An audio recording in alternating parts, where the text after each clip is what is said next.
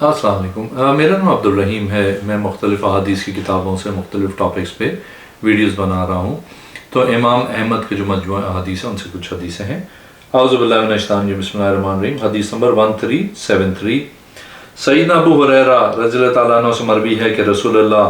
صلی اللہ علیہ وسلم مسجد میں داخل ہوئے اور حبشی لوگ کھیل رہے تھے۔ سیدنا عمر رضی اللہ تعالیٰ عنہ نے انہیں منع کیا، لیکن نبی کریم صلی اللہ علیہ وسلم نے فرمایا عمر ان کو چھوڑ دو کیونکہ یہ بنو عرفدہ ہیں۔ ایک اور حدیث ہے 1374، سعید بن مسیب کہتے ہیں کہ سیدنا عمر رضی اللہ تعالیٰ عنہ کا سیدنا حسان بن ثابت رضی اللہ تعالیٰ عنہ کے پاس سے گزر ہوا اور وہ مسجد میں اشعار پڑھ رہے تھے۔ سیدنا عمر رضی اللہ تعالیٰ عنہ نے ان کی طرف غصے کی نظر سے دیکھا اور کہا کیا تم رسول اللہ صلی اللہ علیہ وسلم کی مسجد میں شعر پڑھ رہے ہو؟ آگے سے سیدنا حسان رضی اللہ تعالیٰ نے جواب دیا آپ سے بہتر ہستی کی موجودگی میں شعر پڑھا کرتا تھا۔ پھر وہ سیدنا ابو ہریرہ رضی اللہ تعالیٰ عنہ کی طرف متوجہ ہوا اور کہا کیا تم نے رسول اللہ صلی اللہ علیہ وسلم کو یہ فرماتے ہوئے سنا تھا؟ حسان میری طرف سے جواب دے اے اللہ روح القدس کے ذریعے ان کی تائید فرما۔ سیدنا ابو ہریرہ رضی اللہ تعالیٰ عنہ جواب دیا جی ہاں۔ یہ سن کے سیدنا عمر رضی اللہ تعالیٰ عنہ واپس چلے گئے اور سمجھ گئے کہ حسان کی مراد رسول اللہ صلی اللہ علیہ وسلم ہے۔ ایک اور حدیث ہے 1375، سیدنا عبداللہ بن عباس اور سیدنا عائشہ رضی اللہ تعالیٰ عنہ دونوں بیان کرتے ہیں کہ رسول اللہ صلی اللہ علیہ وسلم وفات کے قریب ہوئے تو آپ صلی اللہ علیہ وسلم اپنے چہرے پہ چادر ڈالتے۔ جس وقت آپ صلی اللہ علیہ وسلم کو گھٹن محسوس ہوتی تو ہم چادر اٹھا دیتے تھے۔ اس حالت میں آپ صلی اللہ علیہ وسلم نے فرمایا اللہ یہود و نصارہ پہ لعنت کرے، انہوں نے اپنے انبیاء کی قبروں کو مسجد میں بنایا لیا تھا۔ سیدنا عائشہ رضی اللہ تعالیٰ عنہ کہتی ہیں دراصل آپ صلی اللہ علیہ وسلم لوگوں کو ان جیسے کام کرنے سے ڈرا رہے تھے۔ ایک اور حدیث ہے 1376، سیدہ عائشہ رضی اللہ تعالیٰ عنہ سے مروی ہے کہ سیدہ ام حبیبہ سیدہ ام سلمہ نے ایک گرجے کا ذکر کیا جسے انہوں نے حبشہ میں دیکھا تھا، اور ایک روایت کے الفاظ یوں ہیں لوگوں نے نبی کریم صلی اللہ علیہ وسلم کے پاس آپ کی بیماری میں ایک دوسرے سے باتیں کیں تو سیدہ ام سلمہ اور سیدہ ام حبیبہ رضی اللہ تعالیٰ عنہ نے ایک گرجے کا ذکر کیا جسے انہوں نے حبشہ میں دیکھا تھا، اس میں تصویریں تھیں۔ یہ سن کے رسول اللہ صلی اللہ علیہ وسلم نے فرمایا ان لوگوں کا حال یہ رہا ہے کہ جب ان میں سے کوئی نیک آدمی فوت ہوتا ہے تو اس کی قبر پہ مسجد تعمیر کر کے اس میں تصویریں بنا لیتے ہیں، قیامت کے دن اللہ تعالیٰ کے ہاں یہ لوگ بدترین مخلوق ہوں گے۔ اور حدیث ہے 1377، سیدنا عائشہ رضی اللہ تعالیٰ عنہ فرماتی ہیں کہ رسول اللہ صلی اللہ علیہ وسلم پر سیاہ چادر تھی۔ جس وقت آپ صلی اللہ علیہ وسلم کی تکلیف بڑھ گئی تو آپ صلی اللہ علیہ وسلم اسے چہرے پہ لے لیتے کبھی اور کبھی چہرے سے ہٹا دیتے اور فرماتے اللہ ان لوگوں کو ہلاک کرے جنہوں نے اپنے انبیاء کی قبروں کو مسجد بنا لیا ہے۔ آپ صلی اللہ علیہ وسلم اس فعل کو اپنی امت پہ حرام فرما رہے تھے۔ ایک اور حدیث ہے حدیث نمبر 1378، سیدنا انس بن مالک رضی اللہ تعالیٰ عنہ کہتے ہیں کہ مسجد نبی کی جگہ بنو نجار کی ملکیت تھی اور اس میں کھجوروں کے درخت اور زمانہ جہالیت کی قبریں تھیں اور کچھ جگہ ویران پڑی تھی۔ رسول اللہ صلی اللہ علیہ وسلم نے ان سے فرمایا مجھے قیمتاً سودا کر لو، لیکن انہوں نے کہا ہم اس کی قیمت صرف اللہ تعالیٰ سے لیں گے۔ پھر رسول اللہ صلی اللہ علیہ وسلم نے کھجور کے درختوں کے بارے میں حکم دیا تو انہیں کاٹ دیا گیا، اور کھیتی کے متعلق حکم دیا تو اسے اجاڑ دیا گیا، اور قبروں کے بارے میں حکم دیا تو انہیں اکھاڑ دیا گیا۔ اس سے پہلے جہاں آپ کو نماز پا لیتی آپ وہیں ادا کرتے، حتیٰ کہ بکریوں کے باڑے میں بھی نماز پڑھ لیا کرتے تھے۔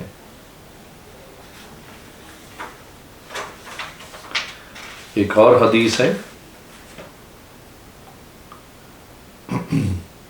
1380، سیدنا سمرہ بن جندب رضی اللہ تعالیٰ عنہ روایت کرتے ہیں کہ رسول اللہ صلی اللہ علیہ وسلم نے ہمیں اپنے محلوں میں مساجد بنانے کا اور انہیں صاف ستھرا رکھنے کا حکم دیا ہے۔ ایک اور حدیث ہے 1381، سیدنا عائشہ صدیقہ رضی اللہ تعالیٰ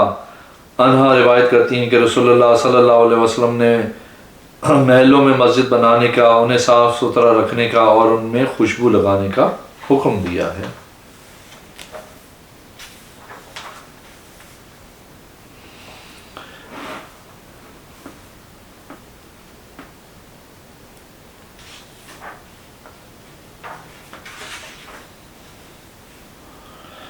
اور حدیث 1384، سیدنا انس بن مالک رضی اللہ تعالیٰ عنہ بیان کرتے ہیں کہ ایک انصاری آدمی موٹا تھا، وہ نبی کریم صلی اللہ علیہ وسلم کے ساتھ نماز پڑھنے کی طاقت نہیں رکھتا تھا، اس لیے اس نے کہا اے اللہ کے رسول صلی اللہ علیہ وسلم، اللہ کی قسم مجھ میں آپ کے ساتھ نماز پڑھنے کی سخت نہیں ہے۔ پھر اس نے آپ صلی اللہ علیہ وسلم کے لیے کھانا تیار کیا، نبی کریم صلی اللہ علیہ وسلم کو دعوت دی اور آپ صلی اللہ علیہ وسلم کے لیے ایک چٹائی بچھائی اور اس پہ پانی چھڑکا۔ آپ نے اس پہ 2 رکعت نماز پڑھی۔ آل جارود کے ایک آدمی نے اس سے پوچھا کیا رسول اللہ صلی اللہ علیہ وسلم چاش کی نماز پڑھتے تھے؟ اس نے جواب دیا میں نے تو اس دن کے علاوہ آپ کو نماز چاش پڑھتے ہوئے نہیں دیکھا۔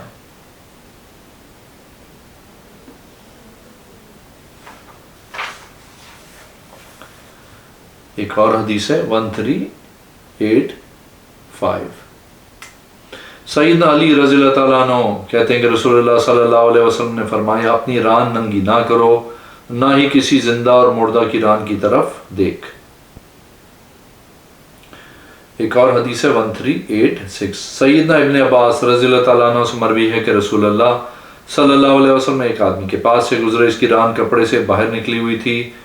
آپ صلی اللہ علیہ وسلم نے فرمایا اپنی ران ڈھانپ لیں کیونکہ آدمی کی ران اس کے چھپے ہوئے حصوں میں شامل ہے۔ ایک اور حدیث ہے 1387، سیدنا عمر بن شعیب اپنے باپ سے وہ اپنے دادا سیدنا عبداللہ بن عمر بن عاص رضی اللہ تعالیٰ عنہ سے بیان کرتے ہیں کہ رسول اللہ صلی اللہ علیہ وسلم نے فرمایا جب تمہارے بیٹے 7 سال کے ہو جائیں تو ان کو نماز کا حکم دینا شروع کر دیا کرو، جب وہ 10 سال کے ہو جائیں تو نماز میں سستی کی وجہ سے ان کی پٹائی کیا کرو اور بستروں میں انہیں علیحدہ علیحدہ کر دیا کرو۔ جب کوئی آدمی اپنی لونڈی کا یا اپنے غلام یا اپنے مزدور کے ساتھ نکاح کرے تو اس کے ساتھ سطر عورہ یعنی سطر کی طرف نہ دیکھا کرے، یاد رہے عورہ کی حد ناف سے لے کے گھٹنے تک ہے۔ ایک اور حدیث ہے 1388، زرع بن مسلم سیدنا جرید رضی اللہ تعالیٰ عنہ سے بیان کرتے ہیں کہ نبی کریم صلی اللہ علیہ وسلم نے سیدنا جرید رضی اللہ تعالیٰ عنہ کو مسجد میں دیکھا، ان پہ ایک چادر تو تھی لیکن ان کی ران ننگی تھی۔ آپ صلی اللہ علیہ وسلم نے فرمایا ران چھپائی جانے والی چیز ہے۔ ایک اور حدیث ہے 1390، اور انہی نے ایک تیسری سند کے ساتھ مروی کی، وہ اپنے باپ سے بیان کرتے ہیں کہ رسول اللہ صلی اللہ علیہ وسلم ان کے پاس سے گزرے جبکہ ان کی ران سے کپڑا ہٹا ہوا تھا۔ آپ صلی اللہ علیہ وسلم نے فرمایا اسے ڈھانپ کر رکھو کیونکہ یہ عورہ میں شامل ہے۔ ایک اور حدیث ہے 1391، سیدنا محمد بن حبش رضی اللہ تعالیٰ عنہ جو نبی کریم صلی اللہ علیہ وسلم کا سالہ ہے سے مروی ہے کہ نبی کریم صلی اللہ علیہ وسلم مسجد میں کے صحن میں سیدنا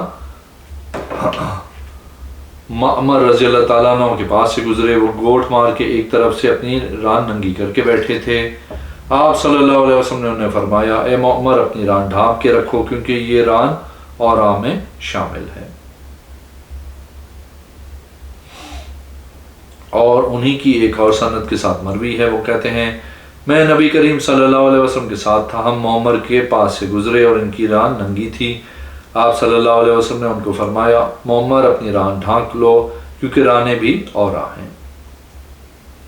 ایک اور حدیث ہے 1393، سیدنا انس بن مالک رضی اللہ تعالیٰ عنہ سے مروی ہے رسول اللہ صلی اللہ علیہ وسلم نے خیبر کی جنگ لڑی، ہم نے خیبر کے پاس اندھیرے میں صبح کی نماز پڑھی، پھر رسول اللہ صلی اللہ علیہ وسلم سوار ہوئے، سیدنا ابو طلحہ رضی اللہ تعالیٰ عنہ بھی سوار ہوئے جبکہ میں ابو طلحہ کا ردیف تھا۔ نبی کریم صلی اللہ علیہ وسلم نے خیبر کے بازاروں میں اپنا گھوڑا دوڑایا اور میرے گھٹنے نبی کریم صلی اللہ علیہ وسلم کی ران کو لگ رہے تھے اور آپ صلی اللہ علیہ وسلم کا تہمت رانوں سے ہٹا ہوا تھا، میں اللہ کے نبی صلی اللہ علیہ وسلم کی رانوں کی سفیدی کو دیکھ رہا تھا۔ ایک اور حدیث ہے 1394، سیدنا عائشہ رضی اللہ تعالیٰ عنہ سے مروی کہ رسول اللہ صلی اللہ علیہ وسلم اپنی ران سے کپڑا ہٹا کے بیٹھے ہوئے تھے، اسی اسنا میں سیدنا ابو بکر رضی اللہ تعالیٰ عنہ نے اجازت چاہی، آپ نے انہیں اجازت دی جبکہ آپ اسی طرح رہے۔ پھر سیدنا عمر رضی اللہ تعالیٰ عنہ نے اجازت طلب کی، آپ صلی اللہ علیہ وسلم نے انہیں بھی اجازت دے دی، آپ اسی طرح رہے۔ پھر سیدنا عثمان رضی اللہ تعالیٰ عنہ نے اجازت طلب کی تو آپ نے اپنی ران پہ کپڑا ڈال دیا۔ جب یہ سارے لوگ چلے گئے تو میں نے آپ صلی اللہ علیہ وسلم سے پوچھا، اے اللہ کے رسول، جب ابو بکر اور عمر رضی اللہ تعالیٰ عنہ نے اجازت طلب کی تو آپ نے انہیں اجازت دے دی اور اپنی ران ننگی رکھے ہوئے تھے، اسی حالت میں بیٹھے رہے، لیکن جب عثمان رضی اللہ تعالیٰ نے اجازت چاہی تو آپ نے ران پہ کپڑا ڈال دیا۔ آپ صلی اللہ علیہ وسلم نے جواب دیا، عائشہ میں اس آدمی سے حیا کیوں نہ کروں کہ اللہ کی قسم فرشتے بھی جس سے حیا کرتے ہیں۔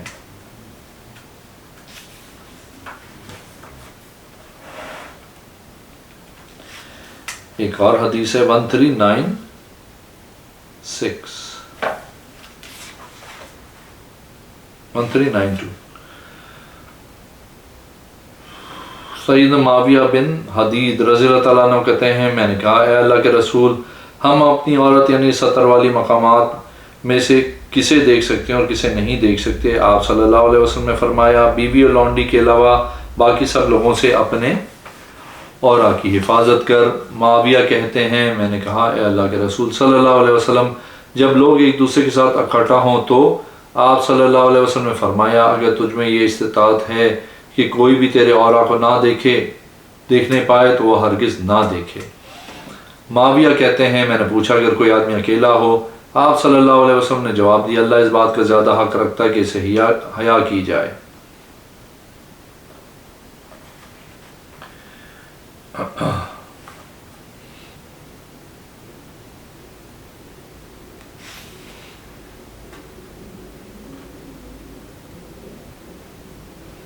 ایک اور حدیث ہے 1400، سیدنا عائشہ رضی اللہ تعالیٰ عنہ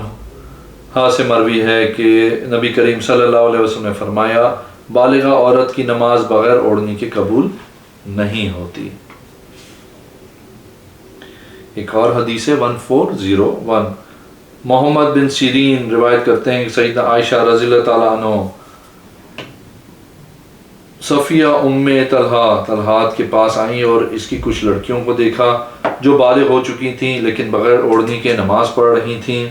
محمد کہتے ہیں، سیدنا عائشہ رضی اللہ تعالیٰ عنہ نے کہا، ان میں سے کوئی لڑکی بغیر اوڑھنی کے نماز نہ پڑھے، کیونکہ میری تربیت میں ایک لڑکی تھی، اور جب رسول اللہ صلی اللہ علیہ وسلم میرے پاس آئے تو آپ صلی اللہ علیہ وسلم نے میری طرف اپنی چادر ڈالی اور فرمایا، یہ چادر اس لڑکی پہ اور ام سلمہ کی گود میں جو لڑکیاں ان کے درمیان تقسیم کر دے، کیونکہ میرا خیال ہے یہ بالغ ہو چکی ہیں۔ ایک اور حدیث ہے، حدیث نمبر 1402، سیدنا ابو ہریرہ رضی اللہ تعالیٰ عنہ سے مروی ہے، رسول اللہ صلی اللہ علیہ وسلم نے فرمایا، ایک آدمی ایک کپڑے میں اس طرح نماز نہ پڑھے کہ اس کے کندھوں پر اس کپڑے کا کوئی حصہ نہ ہو۔ ایک اور حدیث ہے 1403، اور سیدنا ابو ہریرہ رضی اللہ تعالیٰ عنہ سے یہ بھی مروی ہے کہ رسول اللہ